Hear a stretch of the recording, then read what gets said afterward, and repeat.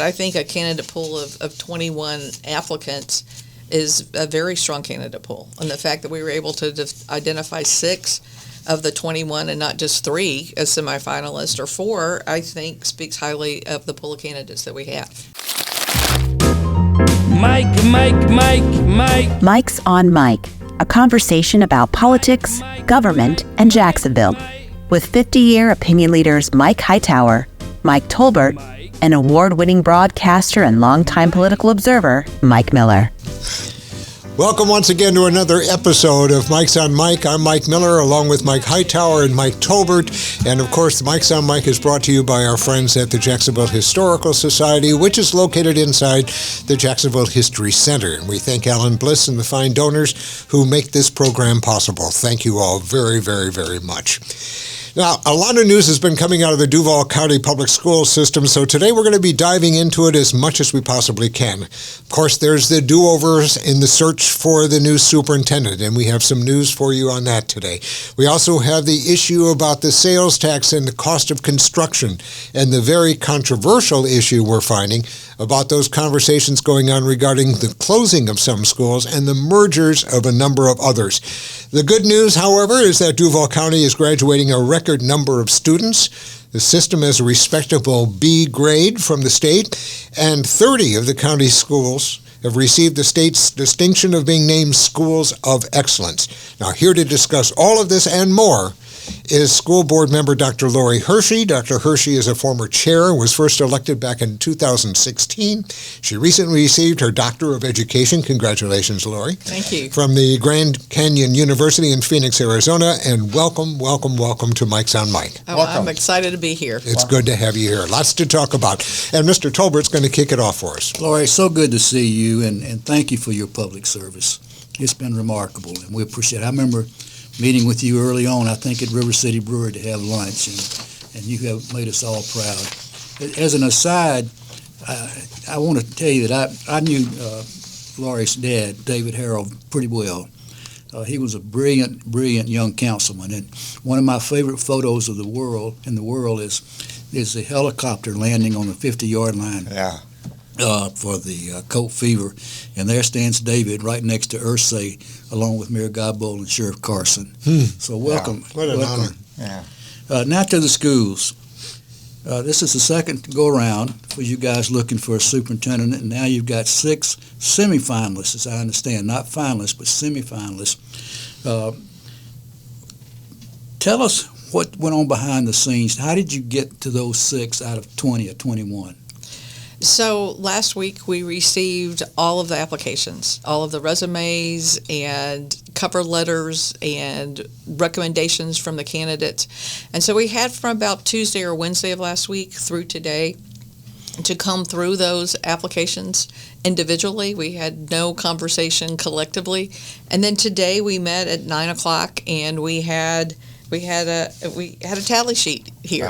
And so I marked down the candidates that, I kind of had my top 5 or 6, and I marked it on the paper, and then as people, and we just went board member by board member, and everybody gave their candidate number, and it was really it was neat to see, because what happened is like everything else, right? You have some people who rise to the top, and so there were a few candidates who already had caught the eye of 6 or 7 board members, and maybe 5. And so all of the candidates that were selected really scored between that 4, 5, 6, and 7. So already had the majority of attention of the board members. What's your assessment of these 6 finalists? Is there any of them, without really revealing their names, that pop out at you? Is there? I think everybody probably has their top candidate. So Dr. Lori Hersey? I certainly have mine, but I think this is a good pool, and I think it's going to be a great exercise for the city to go through and see this candidate pool. It's a diverse pool of candidates from a broad background of experiences. I mean, we've got people from Virginia with experience in Virginia to Oregon. We've got applicants who are from the state of Florida. And so I think it's a great candidate pool, and I think it's going to be exciting for the community to go through this process. What was most important to you? obviously leadership. And so for me, when I was looking at candidates, one of the qualifiers for me was, did you have experience as a superintendent? And even though someone can have superintendent experience, it might not be at the level, because we're the 20th largest district in the country. There are some, if you're a superintendent, there are some issues and challenges that you address that are scalable.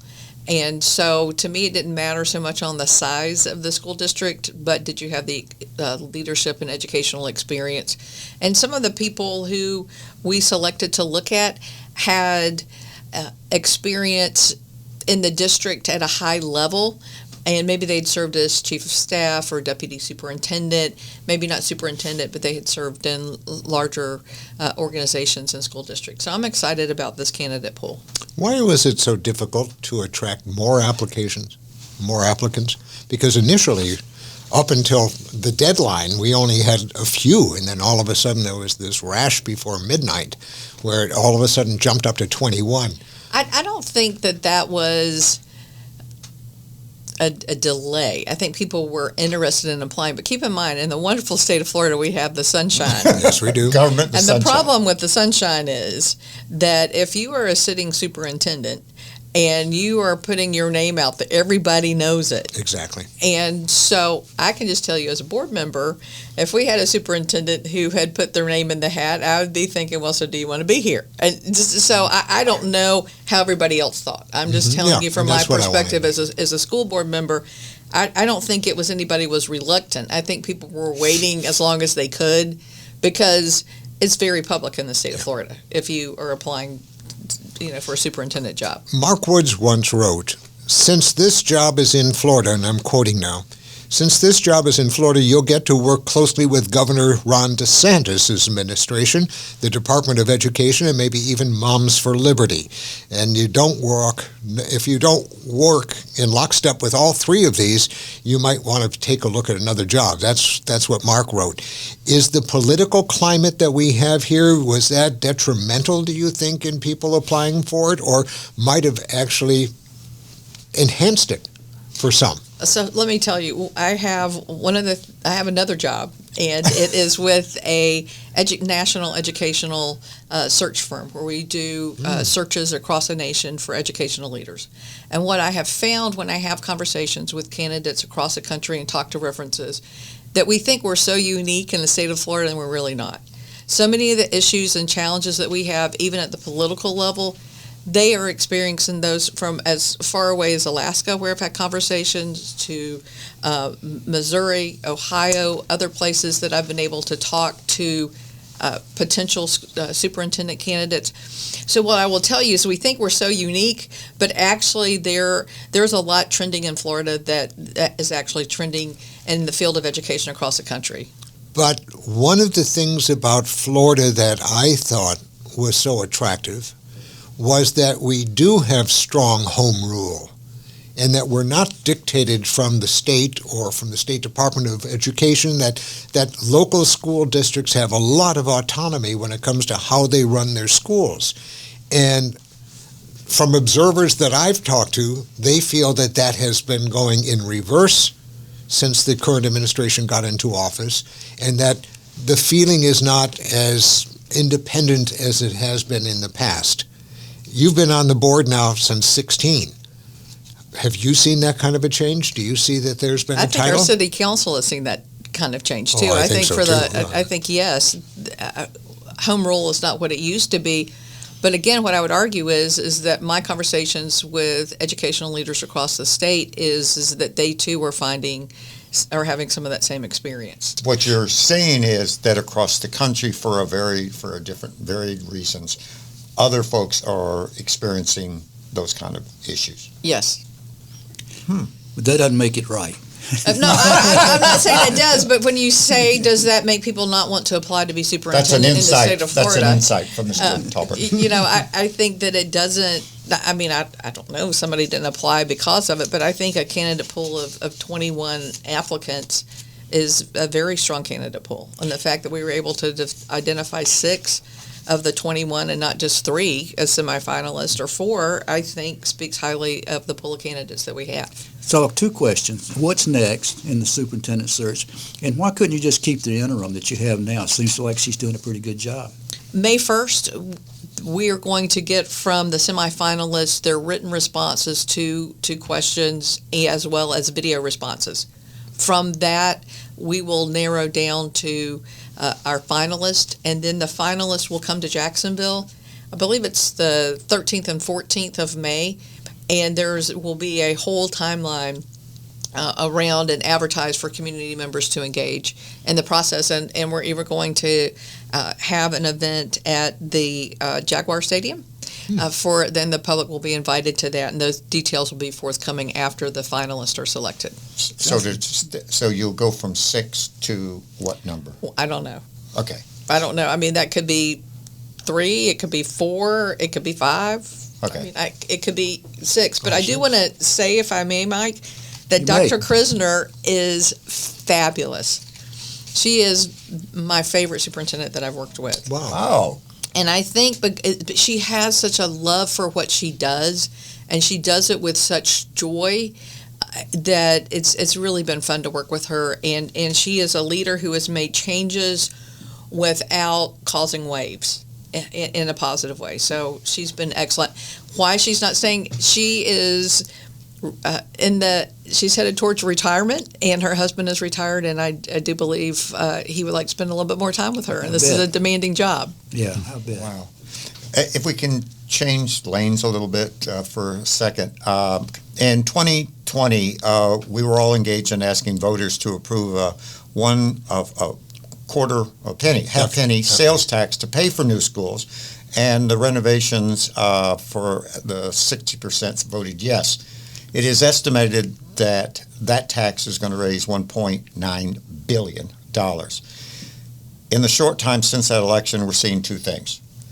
One, construction costs have soared to $3.9 billion. Seems like of late, all we talk is billions here.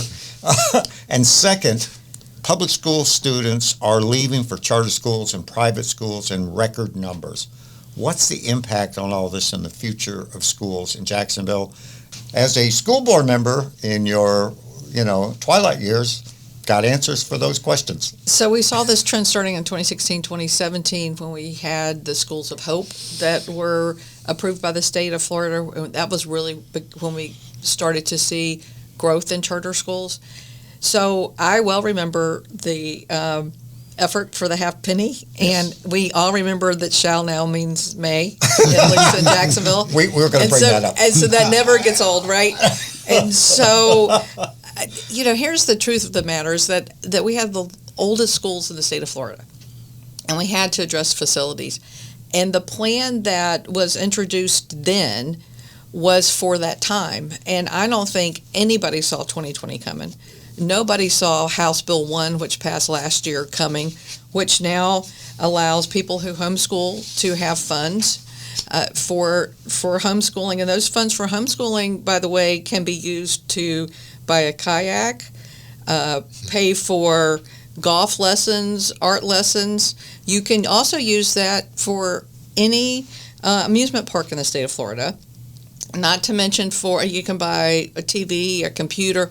So that's opened up, and we've already had a large homeschool population in Duval County. So this legislation that just passed, right, that expanded dollars to those who homeschool if they choose to take it, that expands vouchers, that allows people to take their dollars and put them towards private schools. Not all private schools take them.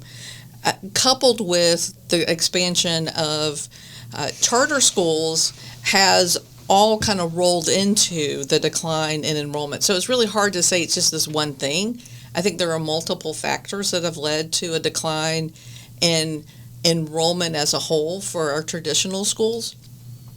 The good news is that under the leadership of Dr. Krisner, she has been very innovative at looking at ways to reduce building and construction cost. And in fact, she was just out in Clay County looking at our neighbors who have theirs is a 30-year half penny sales tax. I don't know how they got that. Ours is just 15. But they are able to and build some schools at a lower cost than we are.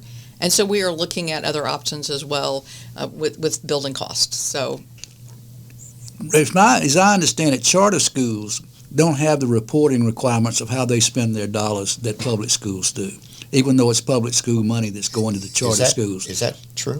So it is true. So keep in mind, with our dollars for the half-penny sales tax, we have a oversight committee that is tracking to make sure we're spending dollars the way we told the public that we would spend the dollars.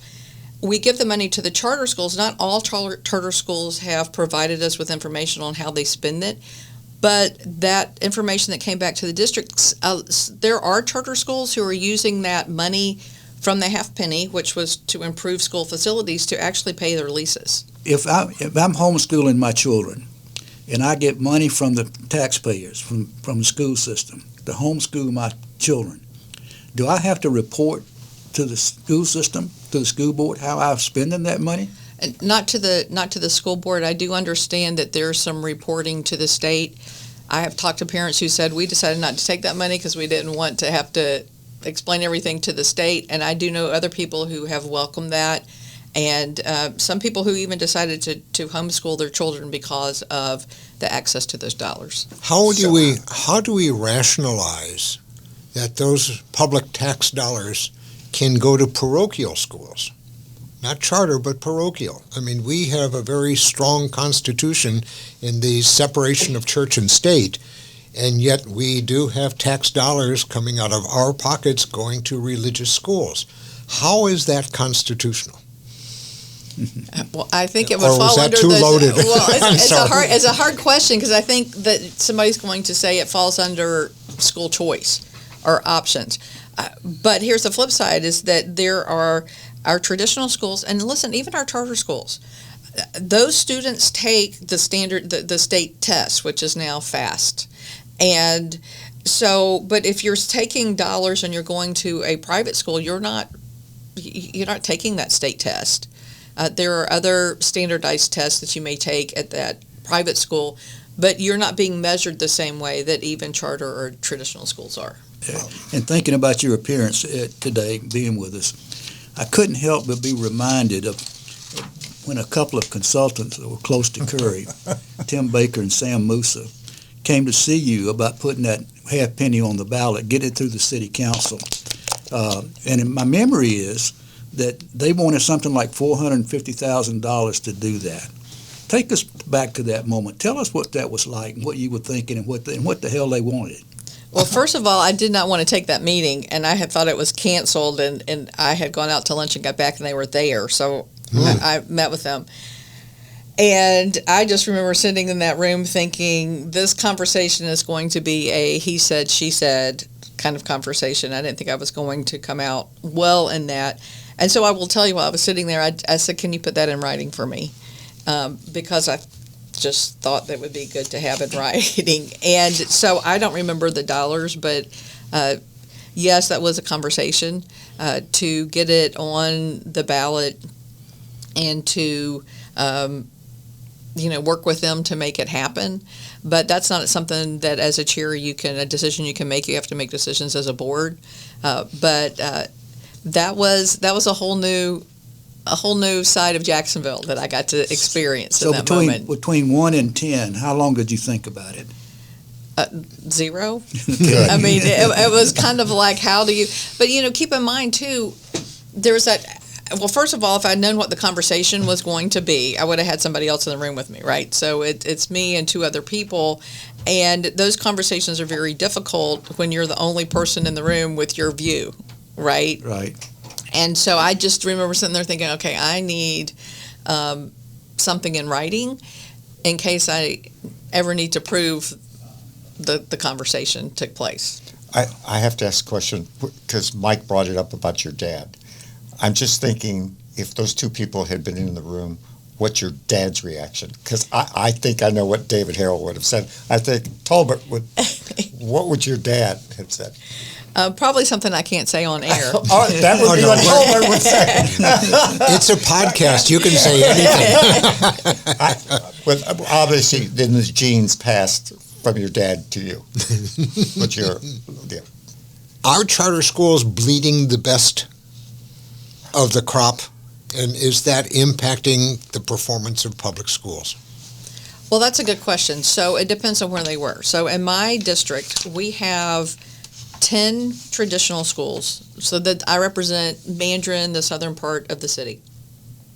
We also have like 9 or 10 charter schools. And so we have almost a 1-for-1 ratio in District 7 that I represent.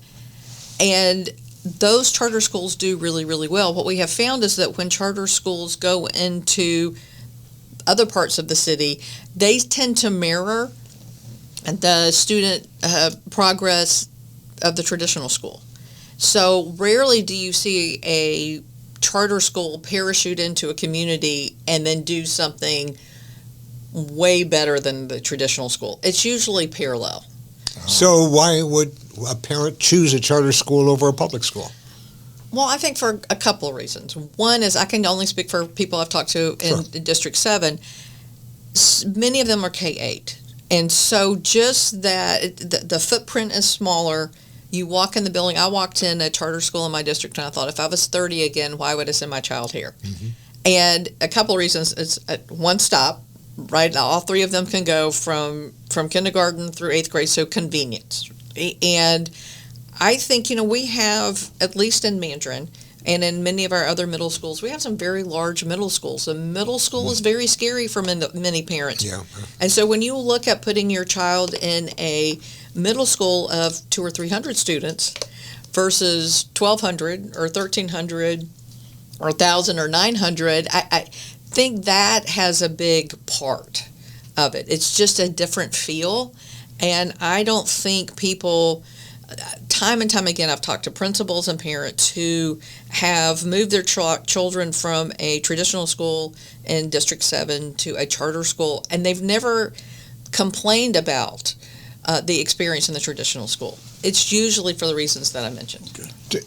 Picking up on that, have you seen any kind of a trend where a student or a parent moved their kids from traditional to charter, it wasn't working, and then they would come back? Are you tracking any of those numbers? Yes, and it happens all the time. And I talk to principals in District 7 all the time who people leave and then they come back. Typically, they come back because there are services or opportunities that they feel like they get in their traditional school that they did not get in the charter school.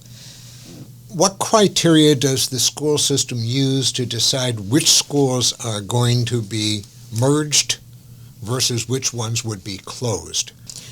So I'm so glad you asked that question, because Dr. Krisner asked a consultant for a proposal. And the proposal was presented. No recommendation by the superintendent, but everybody just took the proposal and ran with it as it was gospel truth. And we've had to say, no, it was a proposal so it was a starting point for conversation. Okay. So keep in mind, here's the truth of the matter. We have some neighborhood schools that have 300 students we have over 40 schools with under 400 students. And what happens for larger schools like in my district, often then they end up helping pay the cost to keep those smaller schools open. And so, because even though you might have a reduced faculty at a school, you still have to keep the air conditioner running, and you still have to keep the lights on, and have a cafeteria, all that kind of stuff. Yeah.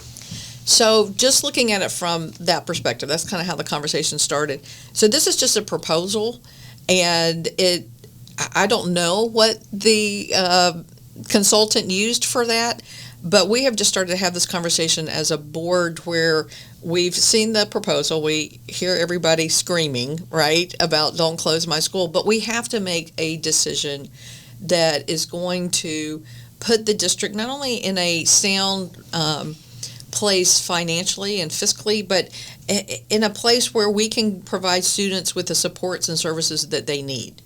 And the optimal size of a school for that is right around 700 or 800 students. It seems to be the right place to be. And we've also had population shifts.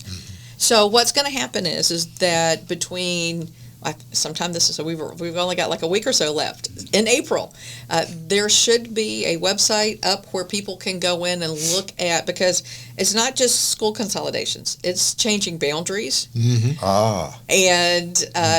And there's other parts to this. So people can go on and look at this online. I don't think it's up yet. Give feedback. We're going to be holding community meetings in May and June. And then over the summer, we're going to have some focus groups. And there's no formal recommendations going to come to the board before October. So we have just started the conversation. This is not the end of it. And I think that it's going to look a little different when we get to the final But ultimately, proposal. There will have to be a time where schools are going to have to close or merge. Consolidate. And here's what I would say to that is we have failed to do that over time, and now it's painful. Right. If we had done that. So when I look at it, I look at like in our original proposal, we probably should have had more school consolidations in 2019, but we did not. But the key to this, what I hear, is community outreach, community conversations. Yeah, but NIMBY is always going to be there. Yeah, but You know? still, I mean, it's I don't know how you come back Not a in little my bit, backyard. but I think from a communications perspective, Mike Tolbert can tell you that it's about the outreach. You've got to do. You're going to have to kind of double your efforts out there to get back out there to get that what it is. But Let's go to good news. All right, let's wish go to you some well good on news. that. Wish Thank you well. you. Wish Thank you you. well. Schools and students are graduating at a record rate. That's great news. Schools that are earning B grades from the state are in the latest assessment. The percentage of A schools has increased, as we Absolutely. understand. 30 schools have been named schools of excellence, and new schools are under construction with some already opened. You can brag about that a little bit if you like. Oh, absolutely. Here's the one thing. I think we do not have any schools we don't have any schools in turnaround status right now. We've moved Wow. that out. That was one accomplishment of Dr. Green. And so we had turnaround status when Dr. Vitti left and when Dr. Willis was here. And so that was a great accomplishment, I believe, by Dr. Green, was moving schools out of turnaround status. So that's exciting. Yes, it's exciting that when we think back to 2011, I think our graduation rate was like 75%. And at one point, pre-COVID, we got up to over 90%. And right now, I think we're hovering around 89.5%. So it's exciting to see. Okay, Mr. Tolbert, looks like you got the final question I here, got sir. my last question. The first and last. Laurie, Offer in a Zeta. the years you've been on the school board, service there, I know, has changed dramatically. Talk about when you first went on and compare it to what it's like serving today. What are the conflict? I mean, there's so many issues going on. Has it been constant or has it changed as you've seen it? I think the community expresses their frustrations a lot louder than they did in 2016. Is that what you're talking about? Yeah. It has become more focused, at least public comment, more focused on issues that tilt politically one way or the other versus a conversation around student achievement. I mean, we've had there were a lot of conversations about everything from books to gender fluidity and identity. I mean, it's just been a lot of social issues, a lot of political issues. It's gotten more hostile, I would say. Yeah. Which I think, and some of you are political experts, it's interesting to me, in 2016 when I ran, there were 7 people in my race. My seat is open, there are 2 people in my race. And if you look at, there are 4 seats that are up for re-election this year. I don't know, there might be one race that has 3 people in it, but most of the school board races, which used to draw 5 and 6 people, now only have 2 and 3. I just think that speaks to a shift in perspective. I talked to somebody who ran in 2016 and asked them if they were going to run again. They were like, no, I don't want to do that. That doesn't look fun anymore. Well, and also the legislature is talking about, instead of being bipartisan or nonpartisan, is making it making school board races partisan now. That just compounds the issue. So now it's my understanding at some point the school board races were partisan and then they shifted Correct. nonpartisan. Correct. So this would be a shift back So we've been there before. It's been my understanding. Okay. But I know that this is a different political climate. Very much. So that it would probably make a difference. So what is your thought about partisanship, making it nonpartisan or nonpartisan? I think that you can be on the board and have a conservative view or a liberal view. So you can have that as an individual, but you are making a collective decision for everybody. And so to me, to be an effective board member, there are times that you really have to, well, not all the time, you have to weigh what's best for all students and not just that, have that narrow thought. Does that? Yes. I mean, I think in order to be effective, I think you can have those things, but you are making decisions for all students. And let me tell you, all students are represented throughout the district, and some districts might say they're redder or bluer than other districts, but you have students on both sides of the aisle, and you've got to make decisions for the betterment of all. What's next for you? I'm trying to figure that out. You want to stay in education in some way? I mean, you just got your doctorate. What are you going to do with it? That's right. I would love to continue to be a part of the conversation with education at local, state, national level. I'm just looking for opportunities that are out there. There are some that I'm excited about, and it's like I told my husband right now, I'm saying yes to everything until we figure out the right thing. Right. Well, we've got to keep you involved, and thank you for your service. Mike said that earlier, but thank you. Your 8 years, you've shown leadership, passion, compassion, but you stood tall. And expertise. And you've got the expertise. expertise. But I go back to, as we talked about that incident when he asked you, did you think, and you said zero. I think that talks about your moral compass and your integrity. And my perception is we got to keep people like you close in our education system. Very insightful. Thank you. Very insightful. Thank you. Write that down. Thank you for being here. Thank you, Lauren. It's been a pleasure to be here. It's been fun. That's going to do it for another episode of Mike's on Mike. By the way, this is episode number 41, believe it or not. We're moving towards 50, but we've been doing this now for 41 weeks, guys. This is kind of just amazing to me, but spooky. I'm delighted. It is spooky. It is spooky. Next week, we got another great show for you in hand. Chris Hand is going to be joining us next week. We are all mourning the death, of course, of former Senator and Governor Bob Graham, and nobody knew him as well as Chris Hand in writing their joint book together. So we've invited Chris. Two books. That's right. It's been 2 books. I'm sorry. Excuse me, Chris. But Chris will be with us here in studio next week, and we'll talk to him about his life with Bob Graham and these two gentlemen who also have quite a history with the former governor and senator. So it'll be a lot of fun, and we hope that you'll join us for that. Thank you for joining us. Once again, thank you to the Jacksonville Historical Society. Catch us, if you will, on your favorite podcast platform or on Facebook, on YouTube, or on our website at mikesonmike.com. Have a good week, everybody, and thanks for joining us. Thank you all. Mike's on Mike with Mike Tolbert, Mike Hightower, and Mike Miller can be found on your favorite podcasting platform, Facebook, and YouTube. Visit the website at mikesonmike.com. Join us next time for more conversation with Mike's on Mike.